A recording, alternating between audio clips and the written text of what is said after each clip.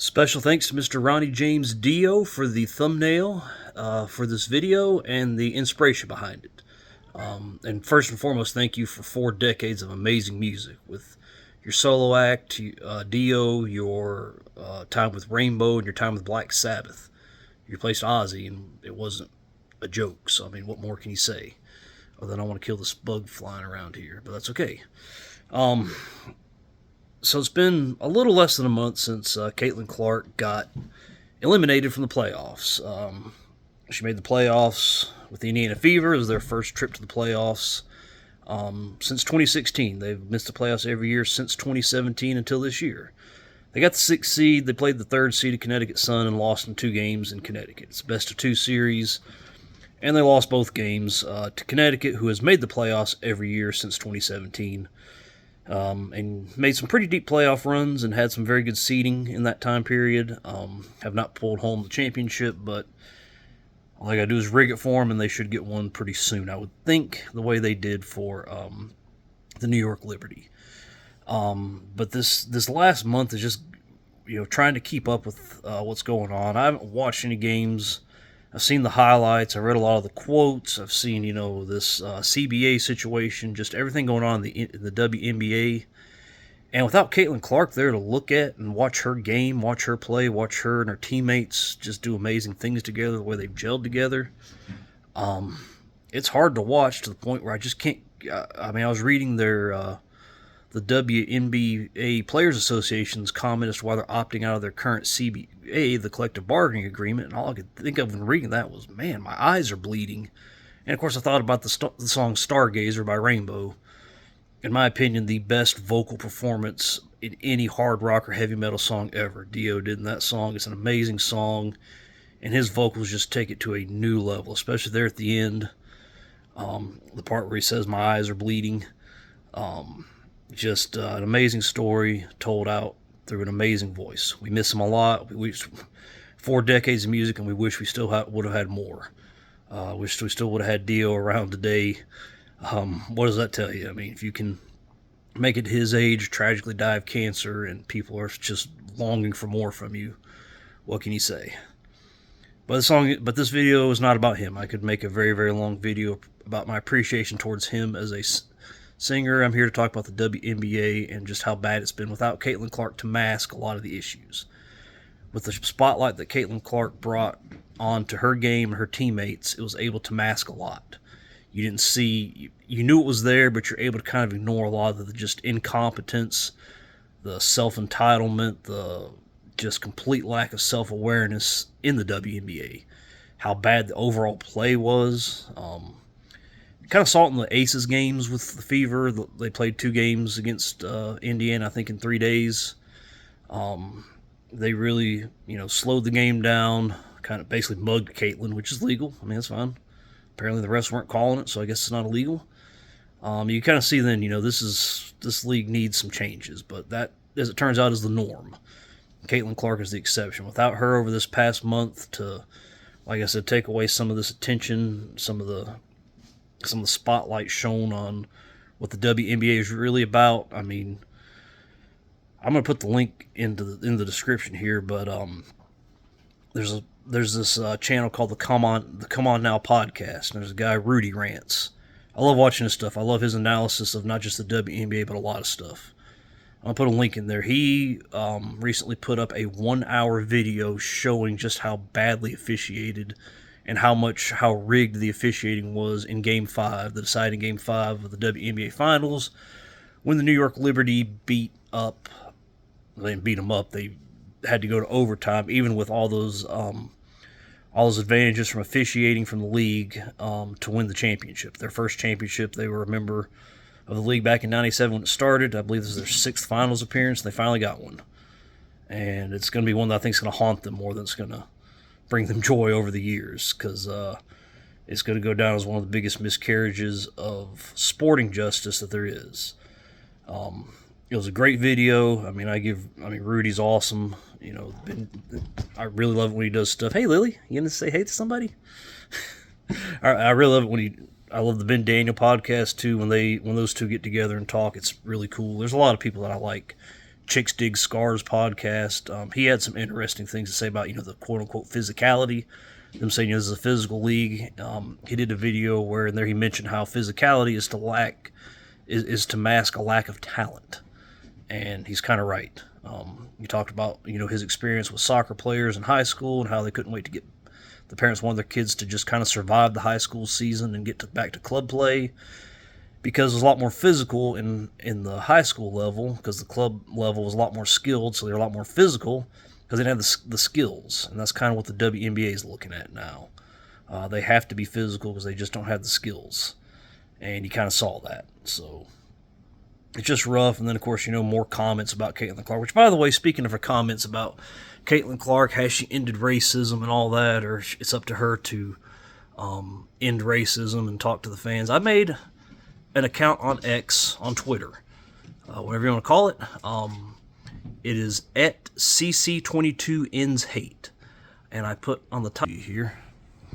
So basically, the name that I put up there, the handle is at CC22EndsHate, and the title of it is, Has Caitlin Clark Ended Racism Yet? And I give a daily update. As you can see, I've given a daily update every day since I've started this page. There's one under there. And thus far, she's not ended it. As you can see in my description here, according to the mainstream corporate-backed, let's say backed, media, it is clearly Caitlin Clark's job to end all racism, or she isn't doing enough and isn't being proactive. So go follow that page. It's I'll give a daily update every day as to whether or not racism has been ended yet by Caitlin Clark. At CC22EndsHate. I just kind of wanted to give that one and kind of show that off there. So, but yeah, sorry, get everything back where it was. Yeah, it's been like I said, that finals was just flat out ugly.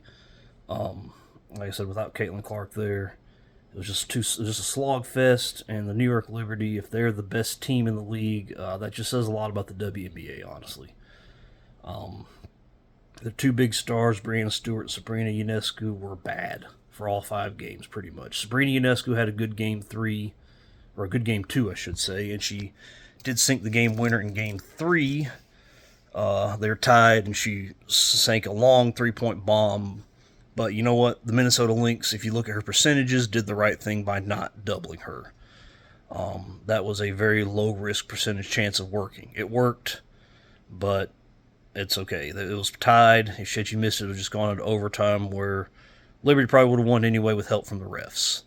Another thing I didn't realize in Game 5, where the just horribleness took place, like I said, Rudy Rants has a 1-hour video just breaking down all these calls that are, showing Nafisha Collier, who never went to the free throw line, just getting, bear hugged over and over again, getting hip checked, getting hacked, everything, and I think never got any calls. She never got any shooting fouls, of course. I think she got 1 or 2 off the ball calls, but she just got destroyed all game, and physically. And had they and with all that screwery going around with the officiating, they still needed a miracle to get into overtime via the refs helping them out. Brianna Stewart actually made her 2 free throws to send it to overtime. But they couldn't do it. The commissioner, Kathy Engelbert, showed up with a dress with a New York skyline on it. You can't do that as the commissioner of a league. Look, I get you're in New York, you're wanting to pander to the New York crowd, but you have a New York team playing in a deciding championship game. You cannot show any type of favoritism towards any city. I walked away from watching that entire 1-hour video. Like I said, Rudy did an amazing job. But man, after it was done, watching how clearly rigged it was, I hate to compare it to something like this in the real world that, really means something. At the end of the day, sports are just that, sports. But gosh, I feel like I watch a snuff film. That's like, and again, I don't want to, I don't want to compare it to that, but that's what I could think about. My eyes were definitely bleeding after watching that. And it's just, he did an amazing job, but just seeing how bad it was crazy. I'll tell you one thing, they better be glad as the WNBA that people don't really care that much about. Had the NFL screwed the Vikings out of a Super Bowl like that, had Major League Baseball screwed the Twins out of a World Series Game 7 like that, had the Minnesota Timberwolves been screwed out of an NBA championship like that, they'd have burned down Minneapolis again. If you thought the George Floyd riots in 2020 were something, they'd have said, hold my fentanyl. We're going to show you how it's done. Oh, that's bad. But I said it anyways, yeah. Hold my gun that I'm holding a pregnant woman's belly. There, just in case I've not been offensive enough, so we'll try to do that. But yeah, they better be glad about that. It was not good. And most importantly, looking at the box scores, I made some numbers down, and like I said, Brianna Stewart and Sabrina Ionescu are just terrible. And they're the best two players on the championship team. That's just, if that don't tell you what you need to know about where the WNBA is at, where they need to go. Anybody saying Sabrina Ionescu needed to be on the first team point guard, All-NBA team as the point guard instead of Caitlin Clark, has no idea what they're talking about.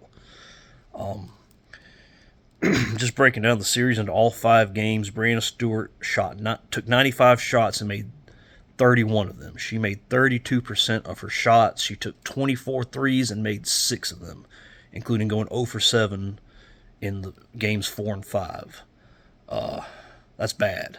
To this day, Kobe gets knocked for his game 7 against the Celtics in 2010 when he went 6 for 24 shooting. But he still managed to lead both teams in scoring, and it was a very low-scoring game, hard-fought. Defensively, no real officiating issues, and the Lakers won their 5th championship with Kobe, proving once and for all that he was not just riding Shaq's coattails in the first 2. And if you look at the numbers, you would see that too. Scap Attack does some very good videos about that.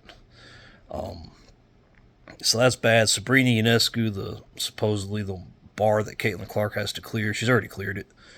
She took 81 shots in the series and made 24 of them. She shot 29% from the field.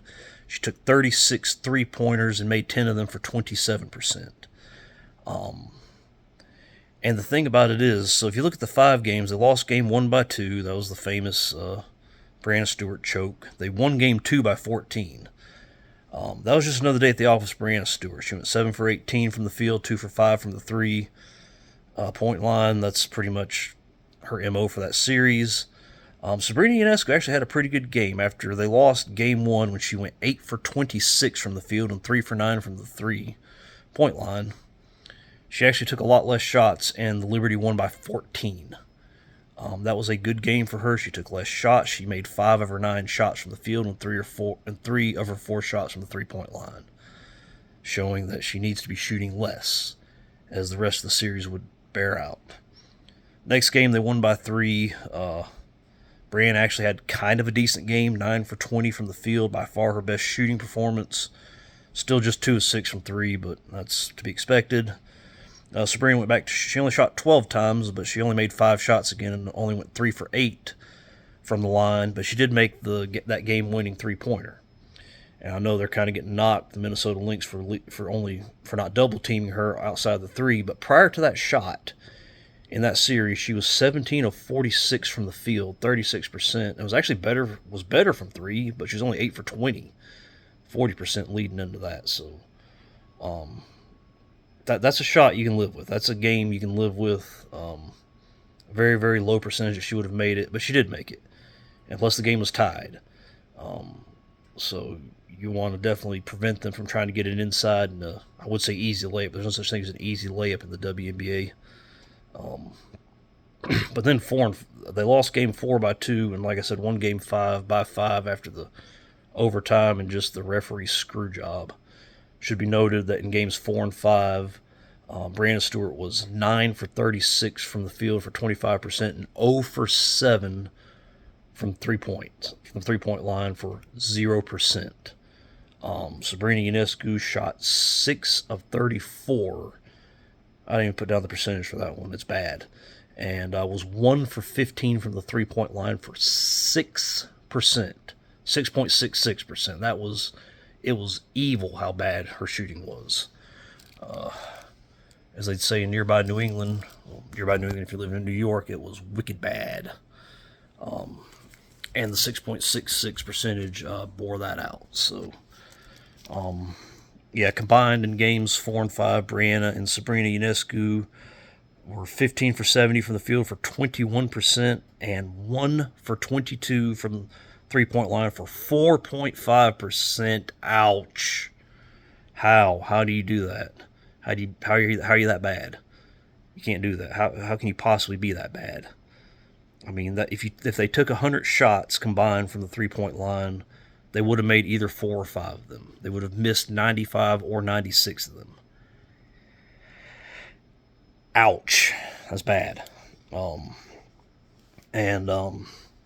Also, like I said, if you take game 2 out of the equation, you realize where Sabrina Ionescu had a decent game. If you take game 2 away, she was 19 of 72 from the field for 26%. She was 29% for the series, so that game alone added 3% over a 5-game series to her overall shooting percentage. And without game 2, she was just 7 of 32 from the field for 21%. She was 26% from the 3-point line total. So game 2 added, what is that? So it was 29%. So 8%, 8 percentage points for one game out of a 5-game series was added to her box score because of that. She ain't all that. That's all there is to it. I don't have anything against them. I really don't. To me, they've not gone out of their way to do anything bad. I don't know what they believe or think. I don't care. It doesn't matter. I don't have to believe like somebody to like them. I don't like having stuff shoved in my face. I'm not shoving anything in anybody's face as far as my beliefs or anything, but nothing against them. But I mean, they're not all that. And like I said, you compare that to Caitlin Clark this year. There's 2 knocks on Caitlin Clark this season in her rookie season, which was phenomenal. One was the turnovers, which is legit, and the other legit criticism is her shooting percentages weren't where they needed to be.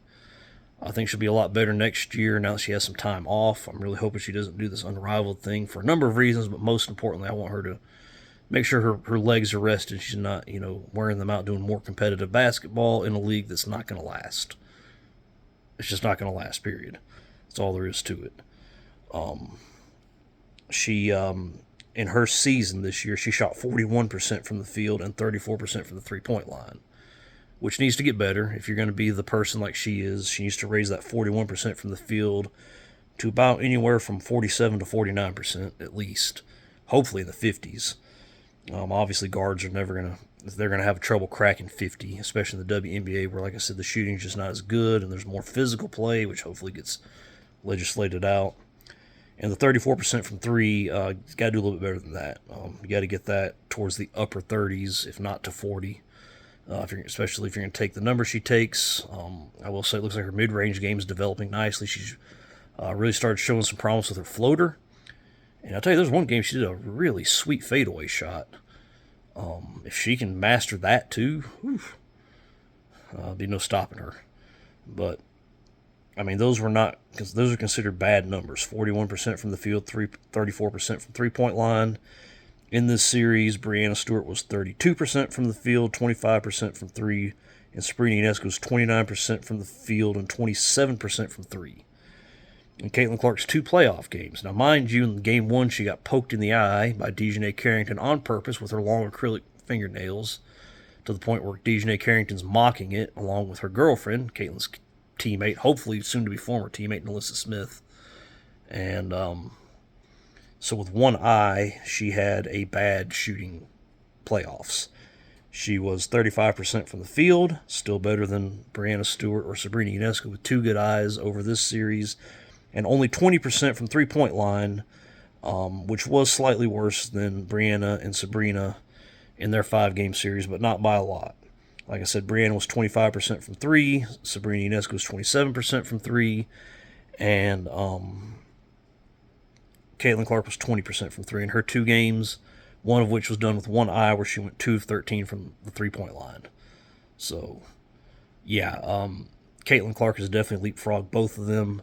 If she played on a team where somebody got the Brianna, if they would give Aaliyah Boston the same whistle that Brianna Stewart and Asia Wilson gets, there'd be no stopping her.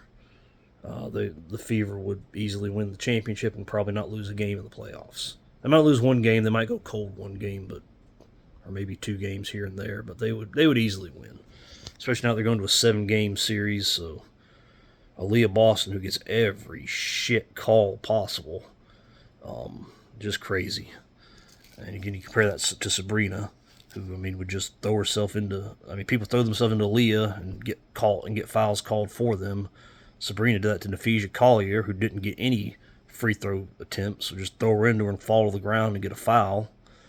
Naphesia just got screwed. That's all there is to it. I feel so bad for her. She, like I said, bear hugged, hacked, hip checked, shoved, you name it. They still almost won it. They still needed just a horribly bad call there at the end to get in. Just hate that for her, hate that for them. Sabrina Ionescu, it should be noted, went 1 for 19 from the field in Game 5. Her big moment. 1 for 10 from the three-point line. So her one shot was a three-pointer that she made. The rest of it was 18 missed shots, 9 missed three-pointers. Ouch. Yeah, that's bad. And again, games 4 and 5 for her and Brianna were just a disaster. So that's over. Like I said, without Caitlin Clark, a lot of spotlight got shown on the WNBA itself by people still sticking around to watch after investing its entire season in this league, in Caitlin, but in the league too. And I tell you, even me, I didn't watch any of the games, but I went and watched the highlights afterwards. Man, they have issues. And now, to add insult to injury, the WNBA is opting out of their collective bargaining agreement. Because they deserve it, according to them. I want to read this here, so let's see if I can pull this up here. So they're opting out of it. So according to the official report, or the official statement from the WNBA Players Association, the players made the decision to opt out of the last CBA to realign the business and save the league from its own limitations. The league's limitations come from the fact the players are not good. That's all there is to it. They cannot make a layup. Again, they need to shrink the ball and probably lower the rims too, just so they can not have to try so many layups. And, obviously you're not going to see explosive good dunking, but you're going to see them at least not have to miss so many layups and try to, actually go, actually be able to put the ball through the cylinder, kind of Larry Bird style. I know I've picked on that a lot, but it's the truth. Let's see here. Today, with a stronger foundation and new investments flowing in, I wish they'd come out and say it's because of Caitlin Clark. Naphesia Collier just came out and said it, by the way. There's an interview I might go over. She just said, the growth because of Caitlin is amazing. I wish the WNBA Players Association would acknowledge that. They're opting out again, this time to fully professionalize the league. Well, it's nice that you admitted that the league was never fully professional to start with, so I guess I got to at least give you credit for that. Secure proper wages. Again, this is a league that's never made money ever, so the fact they're getting any wages is an insult to America and those of us that go to work, which I'll be doing in a few minutes. Having to work hard for a lot less money than they're making, and having to make sure that I do my part in the company I work for, making a profit so I can keep my job, keep the paychecks, and keep being able to pay my bills. It's crazy. Improve working conditions and lock in meaningful benefits.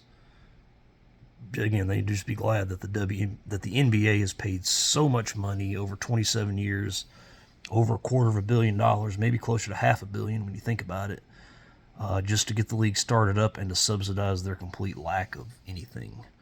And let's see here, where's the rest of it? So here's the other part. She says opting out isn't just about bigger paychecks. I believe that 100%. And by I believe that 100%, I mean I don't believe that at all. It's about claiming our rightful share of the business we've built. The business you've built loses $10 million a year. So if you want your rightful share of it, you need to open up your checkbook and pay to play. Improve working conditions, because you've earned those private jets. You've not. And securing a future where the success we create benefits today's players and generations to come. Bullshit. I'm just calling it. That's a complete garbage statement. If the generations to come don't go out of the way to be as unlikable as possible, like previous generations, and then yeah, they've deserved it, but they can earn that on their own, and it'll be on the backs of what the NBA subsidizing them forever, so they can come in and actually be likable, like Caitlin Clark. And ends, we're not just asking for a CBA that reflects our value; we're demanding it. Yeah, they're demanding it. If I'm the NBA and the WNBA, after everything they've done, you got to go into screw you mode at some point and just say, look, you'll make what we say you're going to make, and that's that. You don't like it?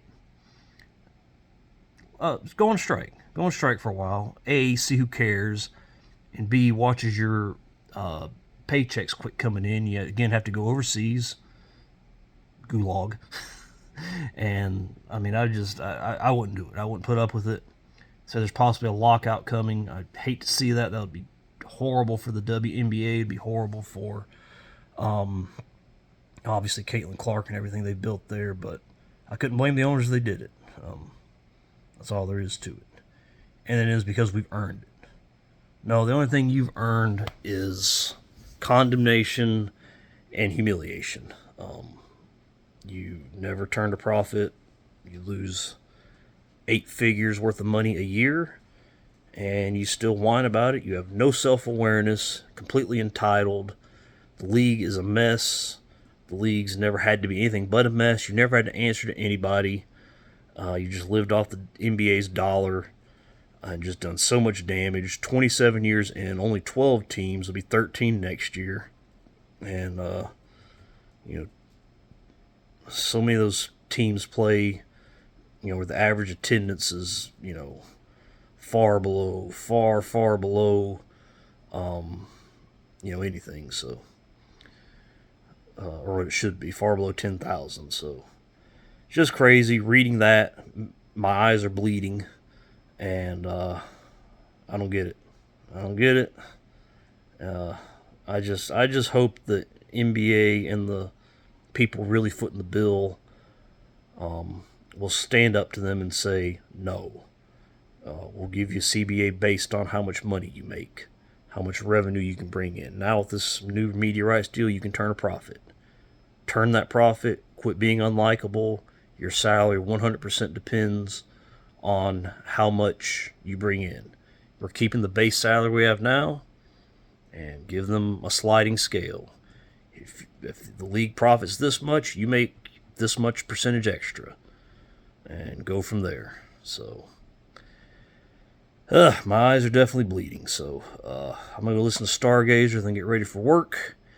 And thank you guys again for your amazing support, and I will talk to you guys later. Thank you.